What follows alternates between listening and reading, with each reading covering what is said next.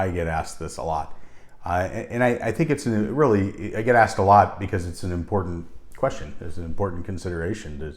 Does my situation merit having a trust in place? And what is a trust, and why might that matter to me? How's that going to provide value that's worth paying for it to get it put in place?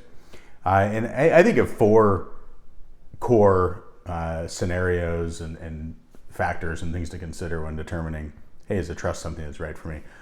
One of them, which could apply to anyone, would be, do I want to simplify things? Do I want to avoid probate? That's one big benefit and big favorable factor of having a trust in place, is it avoids probate. So am I interested in kind of simplifying what things will look like and how things will play out when I've passed away? I want to avoid probate and add some added simplicity. Another scenario or thing to consider, or that might drive you to making sure to have a trust in place, is if you have young kids. When we think about how are kids going to be cared for over time, if as a parent I pass away and maybe the other parent or spouse passes away, and what's that going to look like for my kids? A trust can be a super valuable tool in making sure kids are being taken care of, but also that those assets are preserved and used in the best way. A third scenario where a trust might be of particular interest will be if there are individuals who have particular special needs. Those could be medical, mental, emotional challenges or difficulties.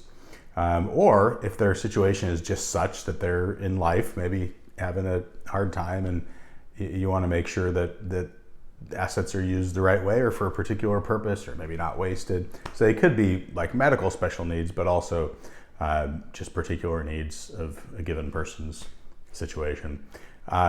Fourth, depending on the things that you own, a trust can make a lot of sense. And if you have particular types of assets or a large amount of assets, or you don't want someone to get everything all at once and you want it to be structured in a certain way, a trust can be really valuable.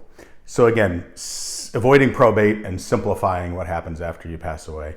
Having young kids, I think of young as maybe like under 25. Having individuals to whom you want things to go that have particular needs that maybe aren't typical, or maybe just have some particularity to them.